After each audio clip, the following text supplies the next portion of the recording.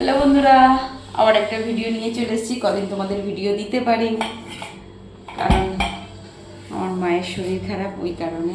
এই যেখানে কী রান্না করেছি দেখিয়ে দিই একটু। গরম ভাত, আর এখানে আছে মাছের ডিমের বড়া। সবাইকে দেখাচ্ছি। এখানে আছে উচ্ছে আলু ভাতে দিয়েছি মাখবো। এখানে আছে ঢেঁড়স ভাতে মাখা হয়নি এখনো। আর এখানে দেখো বেগুন দিয়ে আলু দিয়ে মাছের ঝোল, এক থালা একদম বড় বড় পিস মাছের।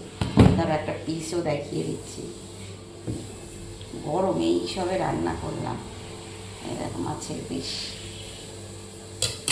এখানে আছে আমের চাটনি। তো বন্ধুরা, এই তো মেনু। কেমন হয়েছে অবশ্যই কমেন্টে জানিও।